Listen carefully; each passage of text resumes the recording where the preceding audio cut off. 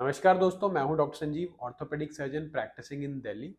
आज हम बात करेंगे कुछ मिसकंसेप्शंस के बारे में जो एल्बो इंजरीज या रेडियल हेड फ्रैक्चर्स को लेके लोगों के मन में होती है। उससे पहले हम देखेंगे एक वीडियो जिसके अंदर एक पेशेंट को रेडियल हेड फ्रैक्चर हुआ था। इनको कंधे के अंदर एसी जॉइंट डिसलोकेशन हुआ था और एल्बो में रेडियल हेड फ्रैक्चर था।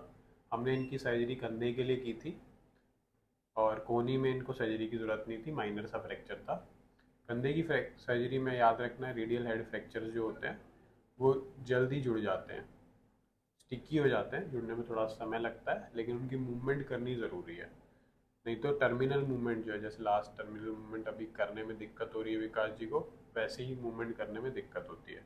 तो रेडियल हेड फ्रैक्चर में हमेशा हम मूवमेंट जल्दी स्टार्ट कर देते हैं। दोनों मूवमेंट्स करनी है आपको विकास जी, ये सुपिनेशन प्रोनेशन रोटेशन की जो मूवमेंट है, और खोलना और बंद करना, फ्लेक्शन और एक्सटेंशन।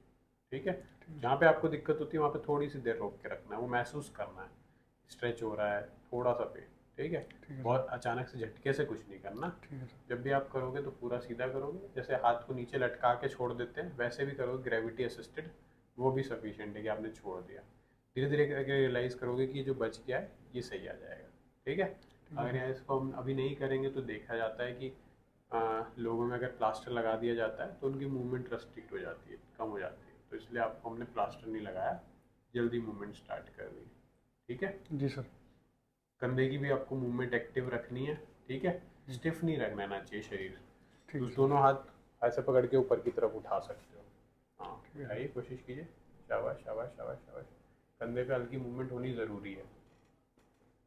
ठीक है, अब जो है, क्योंकि सारी चीज़ें फिक्स्ड हैं, अपनी जगह बैठी हुई हैं, सही हैं, तो हम झटके से कोई मूवमेंट नहीं करेंगे तो कोई नुकसान नहीं होगा। हीलिंग जो है, बॉडी अपने आप समय लेगी और हीलिंग अपने आप करेगी। 6 to 8 वीक्स में, 2 मंथ्स लगते हैं इन सब चीज़ों को हील होने में। लेकिन उस ड्यूरेशन में हमें मूवमेंट याद रखनी है कि भाई मूवमेंट जो अगर अभी रह जाएगी तो मूवमेंट लाने में एक तो समय हमारे पास बहुत कम बच जाता है, और उसके बाद आने में भी उसको दिक्कत होती है। तो जितना हम मूवमेंट कर लें उतना अच्छा है। ठीक है जी। जी सर। काफ़ी लोग ये सोचते हैं कि रेडियल हेड फ्रैक्चर होने के बाद ट्रीटमेंट या तो प्लास्टर से होगा और या फिर उसकी सर्जरी की जाएगी। ये ज़्यादातर फ्रैक्चर्स में कॉमन ट्रीटमेंट रहता है, लेकिन रेडियल हेड फ्रैक्चर्स में अगर फ्रैक्चर अपनी जगह से हिला नहीं होता तो उसके अंदर इन दोनों में से कोई भी चीज़ करने की ज़रूरत नहीं होती। उस पेशेंट को कुछ समय के बाद मूवमेंट स्टार्ट कर दी जाती है। दूसरी मिसकंसेप्शन जो लोगों के दिमाग में रहती है वो ये कि अगर एक बार किसी को एल्बो इंजरी हो गई तो उसका एल्बो पूरे तरीके से मूव कर रहा है, ये संभव नहीं होता। दूसरी मिसकंसेप्शन जो लोगों के मन में होती है वो ये कि अगर किसी को एल्बो इंजरी एक बार हो गई तो उसको एल्बो चलाने में, कोहनी चलाने में बड़ी मुश्किल आएगी और पूरी मूवमेंट आनी संभव नहीं होती। ऐसा नहीं है।